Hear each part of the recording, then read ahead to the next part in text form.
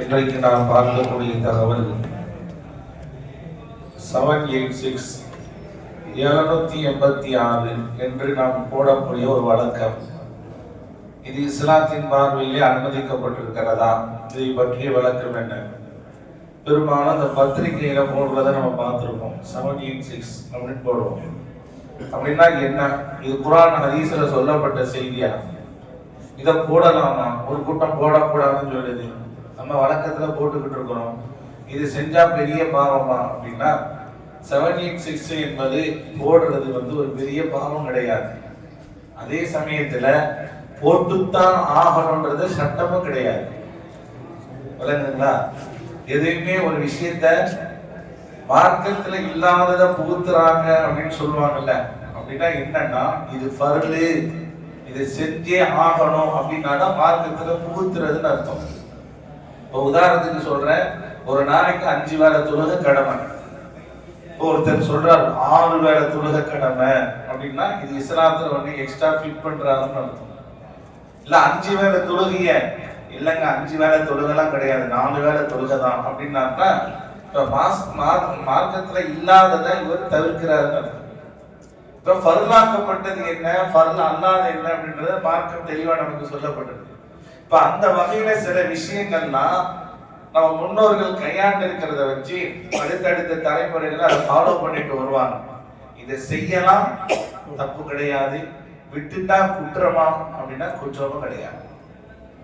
சரி, இந்த 786னா என்ன அப்படின்னா அரபியில ஒவ்வொரு எழுத்துக்கும் ஒரு நம்பர் இருக்கு. முன்னோர்கள் என்ன செஞ்சிருக்கிறாங்க, இந்த கணிதத்தினுடைய விஷயத்துல கணிச்சு நிறைய விஷயங்களை நமக்கு சொல்லி இருக்கிறாங்க. இன்னொன்னு என்ன தெரியுமா, இந்த ஸ்கூல் படிக்கிற நம்ம பிள்ளைங்க எல்லாம் மேக்ஸ்ல இந்த அல்ஜீப்ரான்னு ஒரு சப்ஜெக்ட் இருக்கு. மேட்ரிக்ஸ், ஜியோமெட்ரி, கிராஃப்ஸ், டெக்னாமெட்ரி அப்படின்ற மாதிரி அல்ஜீப்ரான்னு ஒரு சம் இருக்கு. இந்த அல்ஜீப்ராவை கண்டுபிடிச்சதே நம்ம இஸ்லாமியர்கள் தான். நம்ம இஸ்லாமியர்கள் கண்டுபிடிச்ச நிறைய விஷயங்கள்லாம் இருக்கு, நமக்கு தெரியல. இன்னைக்கு எஜுகேஷன் பேர்ல நம்ம படிச்சுட்டு இருக்கோம். ஆனா அதோட பின்னாடி என்ன உருவாக்குனதெல்லாம் யாருன்றதுன்னு தெரியல. இப்ப அந்த வகையில ஒவ்வொரு அரபி எழுத்துக்கும் ஒரு நம்பர் இருக்கு. அது அரபியின் அப்ஜது கணக்குன்னு சொல்லுவாங்க. அது ஒரு இந்த சப்ஜெக்ட். அது நான் சுருக்கமா சொல்றேன். இப்ப அலிஃப் எடுத்தா அலிஃபுக்கு ஒரு நம்பர் இருக்கும், பேக்கு ஒரு நம்பர் இருக்கும், தேக்கு ஒரு நம்பர் இருக்கும். இப்படி அலிஃப்ல இருந்து ஏ வரைக்கும் இருக்கக்கூடிய ஒவ்வொரு ஹர்ஃபுக்கும் ஒவ்வொரு எழுத்துக்கும் ஒரு நம்பர். இப்ப பாருங்க, பிஸ்மில்லாஹிர் ரஹ்மானிர் ரஹீம் இருக்கா, அந்த பிஸ்மில்லாஹ்ல இருக்கக்கூடிய பேக்கு உண்டான நம்பர் எவ்வளவு அது போடுவாங்க. அப்புறம் சீனுக்கு உண்டான நம்பர் எவ்வளவு அது போடு. அடுத்து மீம், அடுத்து அலிஃப், அடுத்து லாம், அடுத்து லாம். பிஸ்மில்லாஹ்ல வரக்கூடிய ஒவ்வொரு எழுத்துக்கு உண்டான அந்த எழுத்துக்களை உண்டான நம்பர் எல்லாம் எடுத்து தொகுத்து கூட்டி வரும்போது அந்த எண்ணு தான் 786. வருதுங்களா? இப்ப அல்லாஹ்வுடைய திருநாமத்தை முழுமையாகத்தான் எழுதணும் சொல்லி இருக்கிறாங்க. ஆமா, முழுமையாகத்தான் எழுதணும், அதுல எந்த சந்தேகம் கிடையாது. ஒருத்தர் பிஸ்மில்லா அழகா எழுத தெரியும் அப்படின்னா பிஸ்மில்லா எழுதுறதுதான் சிறப்பு. பிஸ்மில்லா எழுத தெரியல, அரபியிலும் தெரியல, தமிழ்லயும் தெரியல, ஆனா ஒரு காரியத்தை துவங்கும் போது பிஸ்மில்லா சொல்லிதான் தொடங்கணும். ஆனா இங்க பிஸ்மில்லா சொல்லப்பட்டிருக்கா அல்ல சொல்லப்படலையா அப்படின்றத நமக்கு தெரிஞ்சுக்கிறதுக்காக ஒரு சின்ன ஒரு சமிக்கை தான் இந்த 786. விளங்குதுங்களா? இப்ப ஒரு பிஸ்மில்லா ஒரு பத்திரிக்கை அடிக்கிறாரு, ஒரு இதுமே போடல, அல்லாஹ்வுடைய திருநாமத்தை போட்டே போடல. நம்ம என்ன சொல்லுவோம், என்ன ஒரு பத்திரிக்கை அடிச்சிருக்க ஒரு பிஸ்மில்லா கூட போடல, கேட்போமா இல்லையா? அப்பதான் என்ன செய்வாங்கன்னா அந்த 786 போட்டா நம்ம பிஸ்மில்லா சொல்லக்கூடாதுன்னா அந்த பிஸ்மில்லாஹிர் ரஹ்மானிர் ரஹீம் நம்ம வாயால பொழியணும். சொல்லிட்டு நான் பிஸ்மில்லா சொல்லிதான் இதை துவங்கி இருக்கிறேன் என்பதை வெளிப்படுத்துறதுக்காக ஒரு சமிக்கையை தான் 786. ஆனா இன்னைக்கு என்ன செய்வாங்கன்னா அதை போட்டு கிண்டல் அடிச்சு கேலி பண்ணி 786 என்று சொன்னால் பிஸ்மில்லா சொன்னது போல வருமா? அப்படி என்றால் 6666 அப்படின்னு சொன்னா குர்ஆனை ஓதியது மாதிரி வருமா? அஸ்ஸலாமு அலைக்கும் 238 சொன்னா ஒவ்வொருத்தரையும் பார்த்து அஸ்ஸலாமு அலைக்கும் சொல்றது பதிலா 238 சொன்னா சலாம் சொன்ன மாதிரி ஆகுமா? கிண்டல். அதே முதல்ல விளங்கணும் என்ன விஷயம் அப்படின்னா, இப்ப பத்திரிகை எல்லாம் பாத்தீங்கன்னா கல்யாணம் வரைக்கும் அந்த பத்திரிகை உயரத்துல இருக்கும், பத்திரமா எங்க இருக்கும்? ரேக்ல மேல இருக்கும். 10ஆம் தேதி கல்யாணம் அப்படின்னா அந்த கல்யாண பத்திரிக்கை மரியாதையா இருக்கும். கல்யாணம் முடிஞ்ச பிறகு எங்க வந்துடும்? குப்பைக்கு போயிடும். இப்ப நான் கேட்கிறேன், பிஸ்மில்லாஹிர் ரஹ்மானிர் ரஹீம் அதுல எழுதிருக்குன்னு வைக்கிறேன். அந்த பிஸ்மில்லாஹிர் ரஹ்மானிர் ரஹீம் குப்பைக்கு போனா அது எவ்வளவு பெரிய பாவம். அது அல்லாஹ்வுடைய திருநாமம் இருக்கா இல்லையா? அப்ப அந்த திருநாமம் காலில் மிதிப்படுறது கூடுமா? கூடாது. ஒரு கிட்டத்துல நைல் நதி ஓடாம இருக்கும் போது, தண்ணி வறட்சியின் போது செய்தனா உமர் ரலியல்லாஹு ஆட்சி காலத்துல வந்து இப்படி முறையிடுறாங்க, கலீஃபா அவர்களே இந்த மாதிரி தண்ணி இல்லாம ரொம்ப கஷ்டப்படுறோம், தண்ணி வத்தி போயிருக்கு, ஏதாவது ஏற்பாடு செய்யணும்னே செய்தனா உமர் இப்னு கத்தாப் ரலியல்லாஹு அவர்கள் என்ன செய்யறாங்க, ஒரு தாள் எடுத்து எழுதுறாங்க.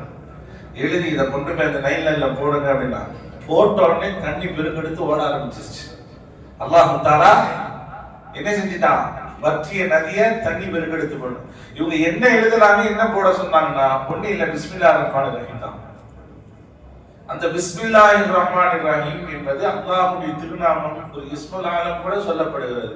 அப்படிப்பட்ட ஒரு இஸ்மை நாம் சில பேர் பாதுகாக்கிறாங்க. ஆனா நிறைய பேர் என்ன செஞ்சுறாங்க, அது பிஸ்மில்லா இருக்கிறது கவனிக்கிறது இல்லை. கீழே போடும், காதுல மிதிப்படும், குப்பையில கிடக்கும். சின்ன பிள்ளைங்க சில நேரத்தில் பாத்ரூமோட சேர்ந்து அதோட அள்ளி போட்டுறாங்க. இப்படி எல்லாம் அதுல காதுல மிதிப்படக்கூடாது என்பதற்காக பேணுதல் அடிப்படையில பிஸ்மில்லாஹிர் ரஹ்மானிர் ரஹீம் சொல்லி 786 போட்டு ஆரம்பிப்பாங்க. அது பத்திரிகையா இருக்கட்டும், இல்ல கணக்கு எழுதும் போதாக இருக்கட்டும், இப்படி எல்லாம் முன்னோர்கள் எழுதப்பட்டது.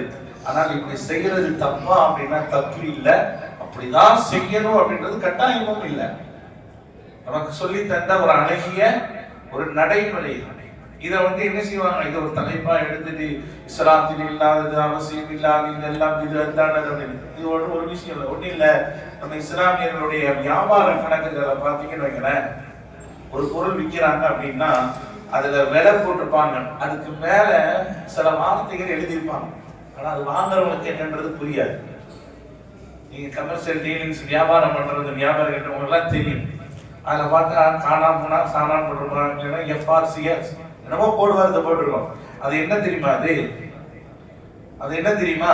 இந்த பொருள் அசல் ரேட் என்னன்றதை அவங்க எழுதி வச்சிருப்பாங்க. அது என்னன்றது அவங்களுக்கு மட்டும்தான் தெரியும். நான் சின்ன பிள்ளையில இருக்கும்போது எங்க வாப்பாவோட வியாபாரம் தாதா கடையில இருக்கும்போது அந்த வியாபாரம் பண்ணும்போது பார்த்தா காணா சாணா அப்படின்னு போட்டு கீழே ரூபாய் 80 போட்டிருப்பாரு. நான் கேட்பேன், என்னது காணா மூணா சாணா மூணா என்னமோ எழுதி வச்சிருக்கீங்களா என்னன்னு கேட்பேன். அடே அதுதான்டா அசல் ரேட்டு. அசல் ரேட்டா எப்படி கண்டுபிடிக்கிறது அப்படின்னா, அப்பதான் உட்கார வச்சு சொன்னாரு, நாகூர் மீரா சாயிபு துணை அப்படின்னு போட்டத நாகூர் மீரா சாயிபு கரெக்டா 10 எழுத்து வரும். அந்த ஃபர்ஸ்ட் எழுத்து நானா 1, கூனா 2, மீனா 3, ரானா 4. அது ஒவ்வொன்றையும் அதை என்ன செய்வாங்க, அசல் ரேட்டையும் மக்களுக்கு தெரிகிற மாதிரி எழுதா அப்படின்னா அப்படியே ஊழம் இல்லாம வச்சுக்கிறியா அப்படின்னு.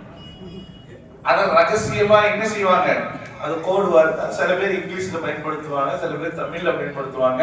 அது ஒரு ரகசிய வார்த்தைகளாக அதை பயன்படுத்துவாங்க. இது வந்து வியாபாரத்துல நம்ம முன்னோர்கள் கையாண்டதுதான். இவ்வளவு ரூபாய்க்கு நம்ம வாங்கி இருக்கிறோம், இவ்வளவு ரூபாய் நம்ம விற்க போறோம், அவன் வந்த விலை கம்மி பண்ணி கேட்டான்னா இது வரைக்கும் நம்ம கம்மி பண்ணி கொடுக்கலாம், நமக்கு நஷ்டம் இல்லை.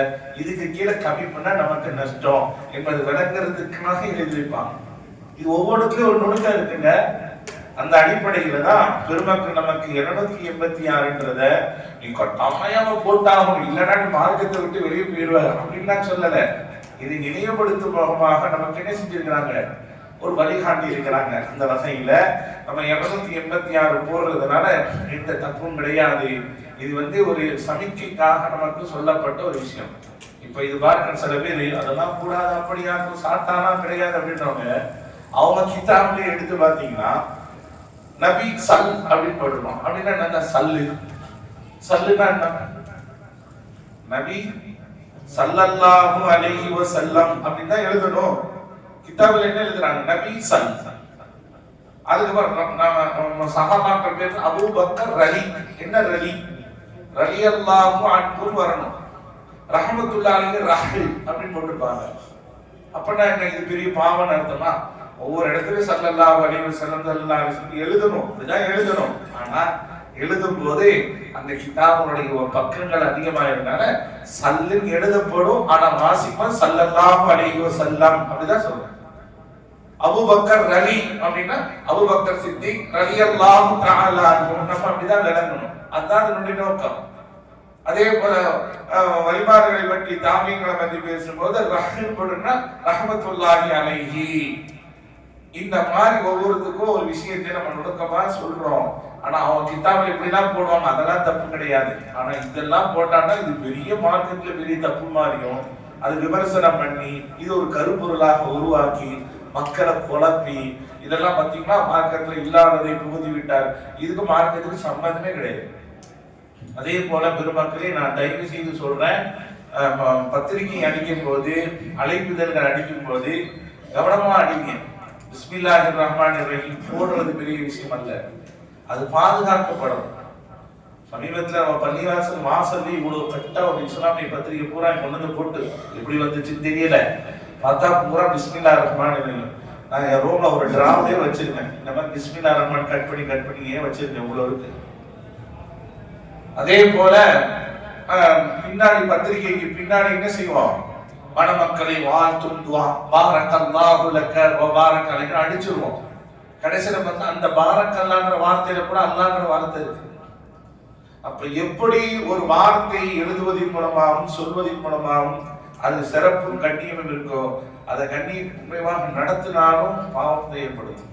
அதனால தயவு செய்து நம்ம அடிக்கிறதா இருந்தாலும் கூட நம்ம அழகான முறையில இது போன்ற 786 போடுங்கன்னு சொல்லல, விருப்பப்பட்டா போடுங்க, இல்லைன்னா தமிழ்ல எழுதுங்க. அரபி வாசகத்தை எழுதிட்டோம் அப்படின்னா அந்த வாசகம் பாதுகாக்கப்படும். நம்ம வீட்டுல பத்திரிகை இருந்துச்சுன்னா அரபி வாசகம் இருக்கு, திருக்குறானுடைய வசனங்கள் இருக்கு அப்படின்னா அதே போல கிழுங்க குர்ஆனுடைய ஒரு சிறு பகுதியா இருந்தாலும் சரி அது பத்திரமா பாதுகாக்கப்படும். பிஷருல் ஹாமி ரஹ்மத்துல்லாஹி அலைஹி ஒரு மிகப்பெரிய இறைநேசர். அவங்களுக்கு எப்படி அவங்க ஒரு கட்டத்துல சாராயம் குடித்து ஒரு குடியாரனா இருந்தாங்க, ஆனா பின்னாடி மிகப்பெரிய ஒரு அவுலியாவாக மாறினாங்க. எப்படி மாறினாங்க தெரியுமா? சாராயம் குடிச்சிட்டு போதையில அப்படியே நடந்துட்டு வரும்போது கீழே பார்த்தா ஒரு குர்ஆனுடைய வசனம் ஒன்னும் இல்ல, பிஸ்மில்லா தான். அதை பார்த்துட்டு என்ன பண்றாரு, அந்த குடிபோதையில கூட இன்னமும் அரபி வாசமாக தெரியுதுன்னு சொல்லி எடுத்துட்டு போய் அதை சுத்தப்படுத்தி மேல உயரமான ஒரு கண்ணியமான ஒரு இடத்துல வச்சார். அல்லாஹ்வுடைய ஒரு திருநாமம் ஆச்சுன்னு சொல்லி இந்த செயல் அல்லாஹ்வுக்கு பிடிச்சு போச்சு. அல்லாஹ் அவருடைய கல்வில ஈமானத்தை பிரகாசத்தை போட்டா மிகப்பெரிய இறைநேசராக மாத்திட்டான். பெருமக்கள் எழுதுவாங்க, ஷுஹாபி ரஹ்மத்துல்லாஹி அலைஹி ஹிதாயத்துக்கு நேர்வழிக்கு இறைநேச செல்வர் என்ற பட்டியல் அவர் இடம்பெறுவதற்கு பெரிய காரணமாக இருந்தது இந்த அல்லாஹ்வுடைய இஸ்மை அவர் கண்ணியப்படுத்தியதுனால அல்லாஹ் அவரை கண்ணியப்படுத்தினாங்க. அப்ப எவ்வளவு பெரிய ஒரு விஷயம், ஒரு சின்ன ஹர்பா இருந்தாலும் அதை நம்ம கண்ணியப்படுத்தணும். அது பேணுதலா நம்ம வீட்டுல பத்திரிகையில இருக்கு, பிஸ்மில்லா இருக்கு, குர்ஆன் வசனங்கள் இருக்குன்னா அது பத்திரமா வச்சிருக்கணும். அது தூக்கி போடக்கூடாது, காலில் மிதிப்படக்கூடாது என்ற அடிப்படையில் தான் இது போல சில நுணுக்கங்களை எல்லாம் நமக்கு பெருமக்கள் நமக்கு கற்றுத் தந்திருக்கிறார்கள். ஆகையால் 786 போடுறது மட்டும் பிரச்சனை இல்லை, போடும்போது நம்ம கல்வில பிஸ்மில்லாஹிர் ரஹ்மானிர் ரஹீம் அப்படின்னு சொல்லணும். அப்படி சொல்லிட்டு தான் இந்த காரியத்தை சொன்னாங்க. எந்த காரியத்தை தொடங்கினாலும் பிஸ்மில்லாஹிர் ரஹ்மானிர் ரஹீம் சொல்லி தான் தொடங்கணும். எந்த காரியத்திலே பிஸ்மில்லா சொல்லப்படாமல் தொடங்கப்படுகிறோ அந்த காரியம் பரிபூர்ணமாக அடையாது, அது குறைவுள்ளதாக இருக்கும் என்பதை நபி அவர்கள் எச்சரிக்கை செஞ்சிருக்கிறார். இன்னைக்கு பாருங்கன்னா இந்த வஹாபிகள்லாம் நோட்டீஸ் அடிக்கும் போது இறைவனின் திருப்பெயரா, ஏன் அல்லாஹ்வின் திருப்பெயரான்னு சொல்லி அதுல இறைவனின் திருப்பெயரா, அல்லாஹ்ன்ற வார்த்தையை பயன்படுது. அதே போல அல்லாஹ்வின் தூதர், அல்லாஹ்வின் தூதர். அதே போல இந்த மாதிரி சுத்தி வளர்ச்ச வார்த்தைகள் முஹம்மது நபி ஸல்லல்லாஹு அலைஹி வஸல்லம் அப்படி சொல்லுங்க, அதெல்லாம் வாயில வர மாட்டேங்குது. இப்ப இதெல்லாம் கூடுமா? நம்ம தப்புன்னு சொல்ல வரல, தனக்கு தேவையானது மட்டும் எடுக்கிறாங்கல்ல. இப்ப இந்த மாதிரி விஷயங்கள்லாம் நமக்கு பெருமக்கள் சொல்லி தந்திருக்கிறாங்கன்னா அதுக்கு காரணம் என்ன? ஒவ்வொரு விஷயத்துக்கும் ஒரு பின்னணிகள் இருக்குங்க, இல்லைன்னா கிடையாது. நம்ம இப்ப டெக்னாலஜில உட்கார்ந்துக்கிட்டு அது இருக்கா இது இருக்கான்னு குழப்பிட்டு தான் இருக்கணும் இல்லையா? ஒவ்வொரு விஷயத்திற்கு பின்னாடி ஒரு காரணங்கள் இருக்கிறது. அல்லாஹ் தஆலா அந்த விஷயங்களை விளங்கி செயல்படக்கூடிய ஆற்றலை நமக்கு தந்தல் புரிவானாக.